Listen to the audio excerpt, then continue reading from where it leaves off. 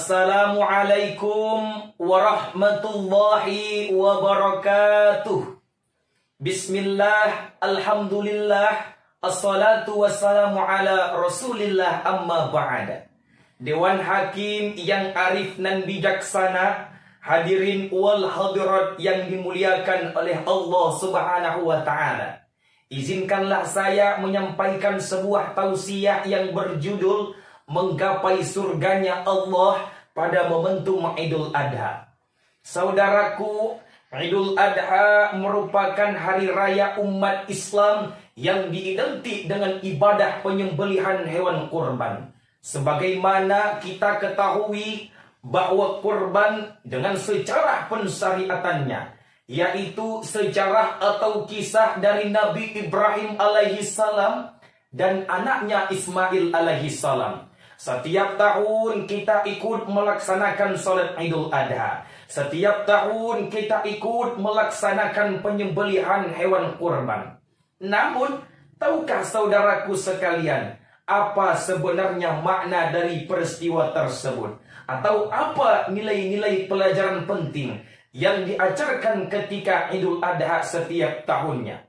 Adapun nilai-nilai pelajaran penting ketika Idul Adha, yaitu ketika kita melihat bagaimana pengorbanan Nabi Ibrahim alaihissalam dalam menggapai surganya Allah Subhanahu wa ta'ala. Nabi Ibrahim berani mengorbankan harta yang ia cintai, berani mengorbankan harta yang ia sayangi. Kalau sudah Allah yang perintahkan, jangankan seluruh hartanya, Nabi Ibrahim sanggup mengorbankan anak yang ia sayangi untuk disembelih. Inilah nilai-nilai pelajaran yang diajarkan ketika Idul Adha, yaitu pengorbanan dalam meraih surganya Allah Subhanahu wa ta'ala. Sebagaimana Allah Subhanahu wa ta'ala berfirman di dalam Al-Quran, Surah Al-Kautsar ayat 2, Fasholli li rabbika wanhar, maka salatlah karena Tuhanmu dan berkurbanlah. Saudaraku, menurut Ibnu Jarir At-Tabari, beliau menjelaskan bahwa makna dari ayat tersebut adalah menjadikan seluruh salat kita hanya untuk Allah semata, dan menjadikan hewan sembelihan kita bukan untuk berhala, namun untuk mengharap ridho Allah Subhanahu wa ta'ala.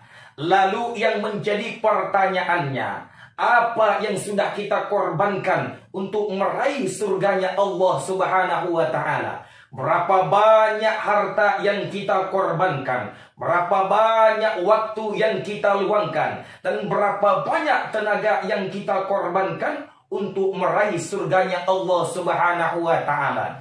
Bukankah cita-cita kita sama seperti para mujahidin, para pejuang Islam terdahulu? Namun pengorbananlah yang berbeda. Kalau para sahabat Nabi terdahulu berani meninggalkan istri dan si buah hati demi berperang melawan musuh-musuh Islam, berani menghabiskan seluruh hartanya untuk memperjuangkan dan membela agama Islam. Inilah cita-cita untuk meraih surganya Allah Subhanahu wa ta'ala.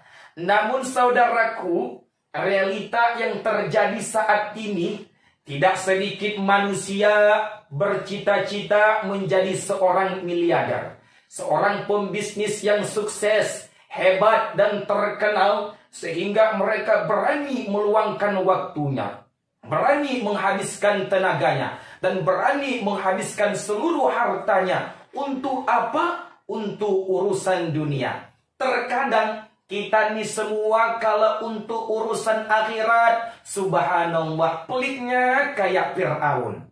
Bukankah nominal 30 juta, 40 juta, bahkan sampai 60 juta beli sepeda motor terasa mudah mengeluarkannya. Malah beli 1 ekor kambing seharga 2 juta, katanya nggak sanggup. Padahal selama ini cicilan per bulannya kita sanggup. Kredit kereta ada, kredit kulkas ada, kredit TV ada, dan lain sebagainya. Kenapa kredit kereta sanggup, kredit kulkas sanggup, kredit TV sanggup, kredit untuk mencicil beli 1 ekor kambing kok nggak sanggup? Padahal hadirin, apa yang kita tanam hari ini itulah buah yang akan kita petik kelak di akhirat nanti. Maka dari itu apa yang kita korbankan untuk meraih surganya Allah Subhanahu wa Ta'ala? Ingat saudaraku, kita ini semua tidak akan bisa meraih surganya Allah kalau tidak ada yang kita korbankan untuk meraih surganya Allah Subhanahu wa Ta'ala. Demikianlah yang dapat saya sampaikan. Kurang dan lebihnya mohonlah dimaafkan. Assalamualaikum warahmatullahi wabarakatuh.